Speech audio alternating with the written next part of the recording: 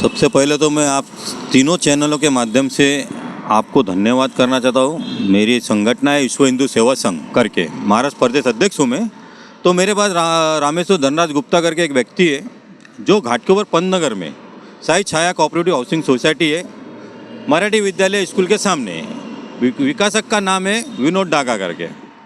उन्होंने 2018 से रामेश्वर धनराज गुप्ता पात्र है।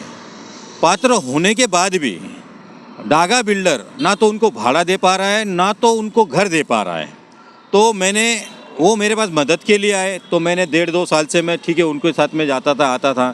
जो एक प्रोसीजर होती है कि पत्र व्यवहार करना, एसआरए में एसआरए को पत्र व्यवहार करना रहता है भाड़े के लिए। तो वो भाड़ा का पत्र व्यवहार करते करते उसकी कोई सुनवाई नहीं हो रही थी।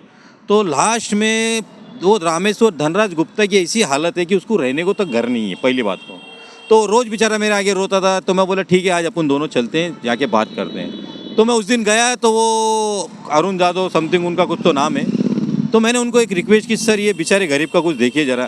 तो उन्होंने मुझसे क्या बोला कि मेरे पास टाइम नहीं, तुमको जो सही लगता है तुम करो। तो मैं बोला यार जब हम एक सोशल वर्कर होते हुए हमारे साथ में ये इंसान ऐसी बातें कर सकता है जबकि वो जनता का नौकर है, तो ये जनता के साथ कैसा व्यवहार करता होगा। तो फिर मैंने बोला भाई ये नंगे के साथ में नंगा होना पड़ता है। आज कैसा हो चुका है, आज गवर्नमेंट से पगार ये नहीं लेते काम की, ये पगार लेते जनता से।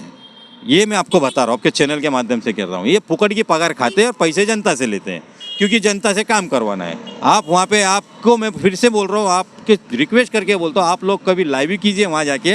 आपको हमारे जैसे रामेश्वर धनराज गुप्ता जैसे सैकड़ों सताए हुए लोग आपको वहाँ मिलेंगे जो 2-2 साल 5-5 साल 10-10 साल से धक्के पे लगे हुए हैं। वहाँ पे गाड़ी घोड़े से धूप में मरते धरते वहाँ आते हैं और अधिकारी अपने हमारे टैक्स के पैसों से इसी में अपनी ठंडी हवा खाता है। तो मैंने उनको रिक्वेस्ट की तो रिक्वेस्ट उसके समझ में नहीं आई। तो हमने वहाँ पे ये सोचना ज़रूरी किया कि भाई अब ये नंगा आदमी है, ये बेशरम हो चुका है। बिल्डर ने इनको खरीदे हुए ये हमारे लोगों की नौकरी नहीं करते, ये बिल्डरों की नौकरी करते हैं। मैं आपके चैनल के माध्यम से कहना चाहता हूँ क्योंकि दिखने में ये आता है कि जब अगर एक आदमी को जवाबदारी गवर्नमेंट की पड़ती है, जब वो पात्र होता है कोई भी एसआरए प्रोजेक्ट में, जब इंसान पात्र ठहरता है तो उसकी जवाबदारी गवर्नमेंट की है, बिल्डर की नहीं है। तो हम तो गवर्नमेंट को ही मांगेंगे ना। तो अब जो बोलते हैं वो बिल्डर भाड़ा नहीं दे रहा है, हम क्या करें। अरे तुम क्या करोगे, मतलब बिल्डर बड़ा है कि आप गवर्नमेंट बड़ी है, मेरा उनसे ये कहना था। तो फिर लास्ट में हमने सोचा कि चलो इनको नंगा आदमी है, इसके साथ नंगेपन पे आते हैं। तो हमने नंगा प्रदर्शन किया, वहाँ पे कपड़े उतारे और फिर सीओ का जो एक आदमी आया था, अधिकारी आया था, उन्होंने मुझे आश्वासन दिया है कि आप गुरुवार को आओ। अगर गुरुवार को हमें न्याय नहीं मिला, रामेश्वर धनराज गुप्ता को घर नहीं मिला या भाड़ा नहीं मिला, तो मैं विश्व हिंदू सेवा संघ महाराष्ट्र प्रदेश अध्यक्ष के नाते बड़े पैमाने पे एसआरए के सामने मोर्चा लेके जाऊंगा और नंग प्रदर्शन मोर्चा करूंगा मैं वहाँ पे।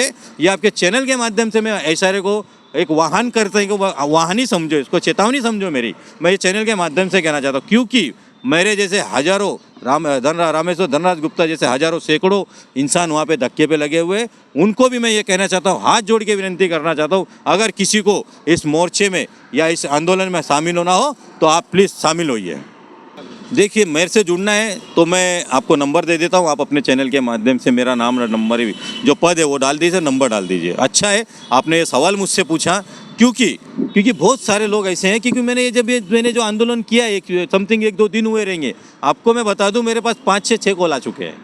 मतलब आप यहाँ से अंदाज़ा लगा लिए कि पहला पत्थर मारेगा कौन। जनता ये सोचती कि यार मैं बोलूँगा तो मैं बुरा हो जाऊँगा। तो हमारे मैं एक संदीप वैद्य करके नहीं, मैं आपके चैनल के माध्यम से कहना चाहता हूँ, सब इंसान को संदीप वैद्य बनना चाहिए और ये नंगे लोगों के साथ नंगेपन पे आना चाहिए।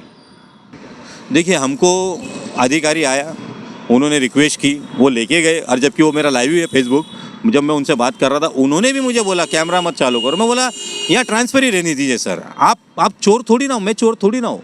क्यों क्या होता है हमारे जैसे कंप्लेंटर आरटीआई कार्यकर्ताओं को जो सोशल वर्क होते हैं ना, तो शासन की एक पॉलिसी होती है क्योंकि बिकाऊ है। मैं सबको बोलता हूँ, मैं रियली में आपके चैनल के माध्यम से बोलता हूँ, क्यों बिकाऊ ही लग रहे। 2018 से जब गरीब को घर नहीं मिल रहा तो बिकाऊ है। उनका एक पॉलिसी रहती है, ये बंदा ज़्यादा सता रहा है तो उसको क्या करते हैं, शासन के काम में अड़चन आ रहा है, उस पर खोटा गुना दाखिल करते हैं ये। इसके लिए मैं क्या करता हूँ, कहीं भी कोई भी गवर्नमेंट डिपार्टमेंट में जाता हूँ, मैं सीधा बोलता हूँ भाई मैं कैमरा ऑन करूँगा, ये सुप्रीम कोर्ट का ऑर्डर है कि आप कहीं भी, वो पब्लिक प्रॉपर्टी है, पब्लिक प्रॉपर्टी में आप अपना कैमरा ऑन करके उनसे बातचीत कर सकते हैं।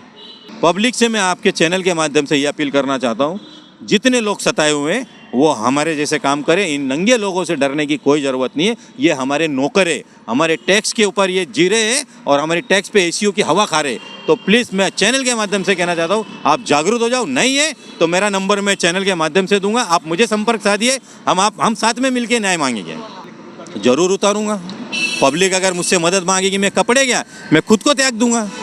CEN न्यूज, देश प्रदेश की ताजा तरीन खबरों के लिए CEN न्यूज को सब्सक्राइब करें और रहें पल पल की खबर से हर पल बाखबर।